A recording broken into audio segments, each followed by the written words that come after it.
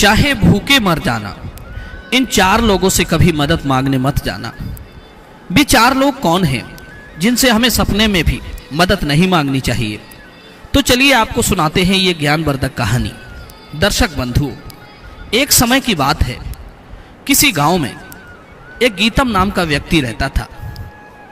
गीतम बड़ा ही गरीब और दीनहीन व्यक्ति था। उसके घर में खाने के लिए 2 वक्त का भोजन भी नहीं था। गीतम की पत्नी और उसके बच्चे जैसे तैसे अपना गुजारा कर रहे थे। गीतम के गरीब होने की दूसरी वजह यह थी कि गीतम अक्सर आलसी था।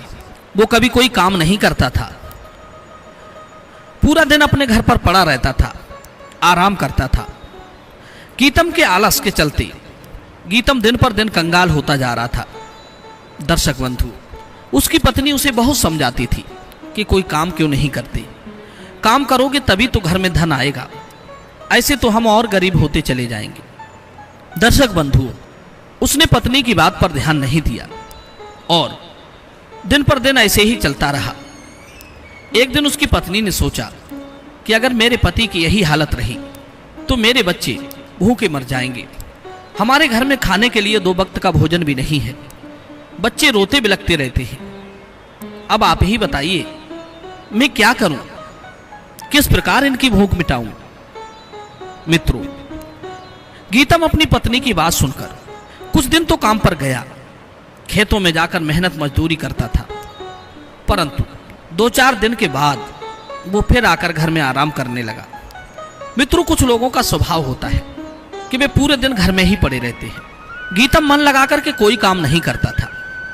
नगर के आवारा लोगों के साथ हमेशा घूमता फिरता रहता था और आकर अपने घर में पड़ा रहता था। जो रूखा सूखा मिलता था उसे खाकर अपना पेट भर लिया करता था। इसी प्रकार उसका जीवन कट रहा था। परंतु ऐसा नहीं था कि वो अपने जीवन से संतुष्ट था। उसे अपने मन में बहुत बुरा लगता था ये सोचकर कि आज मेरे आलस के कारण, मेरे ऐसे स्वभाव के कारण मेरी पत्नी और बच्चे भूखे मर रहे हैं। उनके पास खाने के लिए भोजन नहीं है। आज मेरे कारण मेरे बच्चे ऐसा दिन देख रहे हैं, गरीबी में अपना जीवन काट रहे हैं। यही सोच करके गीतम पूरे दिन उदास सा पड़ा रहता। वो अंदर से ये जानता था कि मैं बहुत गलत कर रहा हूं। वो अपनी आलस की आदत को बदल नहीं पा रहा था। जब भी कोई काम करने का प्रयास करता तो उसे आलस आ जाता। वो घर जाकर आराम से चारपाई पर लेट जाता, गहरी नींद में सो जाता।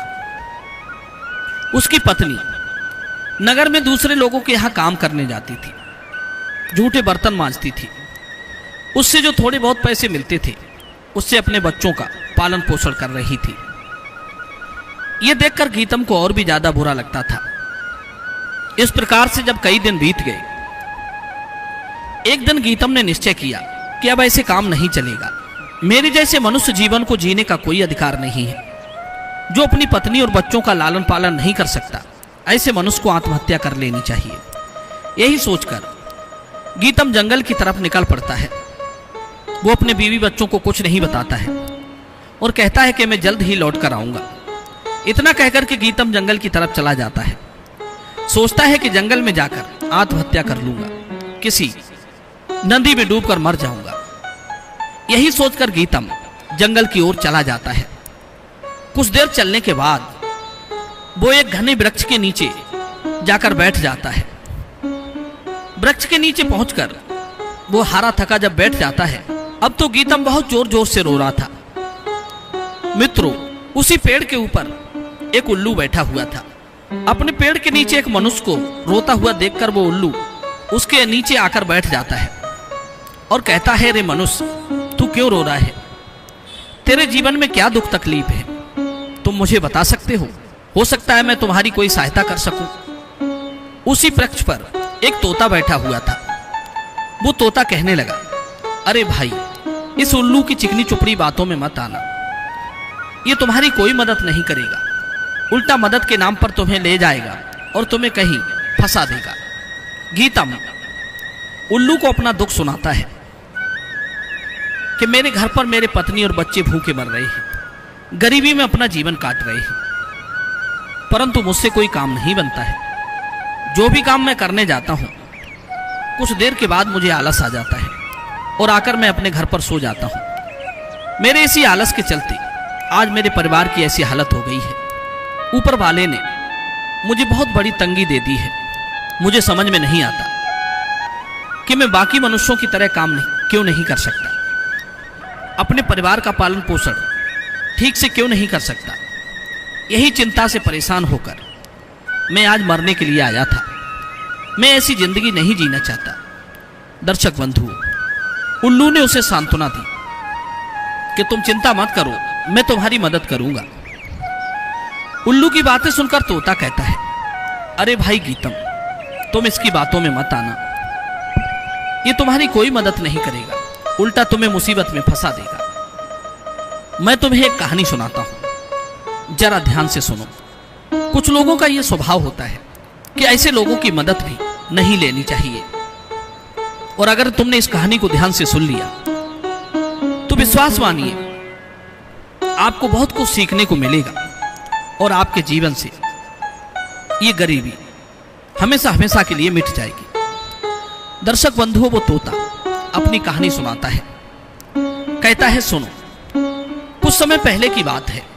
चंदन नगर में दो भाई रहते थे। एक का नाम था वसंत, बड़े का नाम था प्रभाकर। छोटा भाई वसंत और बड़े भाई प्रभाकर में बड़ा ही प्रेम था, लेकिन वे दोनों बड़े गरीब थे। दूसरे के घरों में, दूसरों के खेतों में मेहनत मजदूरी करके अपना जीवन गुजार रहे थे। उनके माता पिता की मृत्यु बचपन में ही हो चुकी थी। अब वे घर में दोनों भाई ही अकेले बचे थे, जैसे तैसे अपना जीवन काट रहे थे। बसंत और प्रभाकर दोनों एक दूसरे से बड़ा प्रेम करते थे। पूरे दिन मेहनत मजदूरी करने के बाद जो भी पैसे मिलते थे उनसे वो घर में भोजन आदि की वस्तुएं लाकर भोजन बनाते थे। इसी प्रकार बसंत और प्रभाकर अपना जीवन गुजार रहे थे। कुछ सालों तक इसी प्रकार चलता रहा। फिर एक दिन की बात है, प्रभाकर ने अपने छोटे भाई बसंत से कहा, भाई, हम कब तक इस प्रकार गरीबी में अपना जीवन काटेंगे? कब तक इस पुरानी सी झोपड़ी में रहेंगे? कल को हमारा विवाह होगा, हमारी शादी होगी, हमारी पत्नी आएंगी, बच्चे होंगे, तो हम उन्हें क्या खिलाएंगे, कहां रखेंगे? दर्शक बंधु, बसंत कहता है, भैया आप बिल्कुल सही बात कह रहे हैं। हम इस प्रकार अपना पूरा जीवन तो नहीं निकाल सकते, हमें कुछ ना कुछ तो करना ही पड़ेगा। तब प्रभाकर कहता है, भाई मैं शहर में जाता हूं, शहर में जाकर मैं कोई काम ढूंढ लूंगा। शहर में काम करने के कुछ अच्छे पैसे मिलेंगे, और एक बार शहर में मेरा काम चल पड़ा तो मैं जल्द ही तुम्हें भी शहर में बुला लूंगा और हम मिलकर आराम से शहर में रहेंगे। दर्शक बंधु, बसंत अपने बड़े भाई की ये बातें सुनता है तो कहता है, भैया ये तो बड़ी ही अच्छी बात है। आप कल ही शहर चले जाइए और जब आपका काम सही चलने लगे, जब आप कुछ धन कमा लें तो उसके बाद आप मुझे भी बता देना, मैं भी आपके पास शहर में चला आऊंगा। अब तो मित्रों, अगले ही दिन वो प्रभाकर अपना सामान बांधकर शहर को चला जाता है। शहर में कुछ दिन तक तो वो बहुत मेहनत करता है, कई जगह पर काम की तलाश करता है, और इधर बसंत गांव में लोगों के खेतों में मेहनत मजदूरी करके अपना जीवन गुजार रहा था। उधर शहर में धीरे धीरे प्रभाकर धनवान बनता चला गया, उसका व्यापार चल पड़ता है। कुछ सालों में वो बहुत बड़ा धनवान बन गया, अपना खुद का उसने मकान खरीद लिया। शहर में ही एक बड़े ही सुंदर स्त्री से उसने विवाह कर लिया। दर्शक बंधु, इधर गांव में बसंत अपने भाई के बुलावे का इंतजार करते करते थक चुका था। रोज वो सोचता था कि आज मेरे भाई मुझे बुलाने आएंगे। मेरा भाई शहर में बहुत बड़ा सेठ बन चुका है, लेकिन बंधु, उसके भाई का ना कोई बुलावा आता है, ना वो खुद आता है। कुछ सालों में बसंत भी गांव में रहकर एक स्त्री से विवाह कर लेता है। वो अपनी पत्नी के साथ अपने टूटे फूटे घर में रहने लगता है।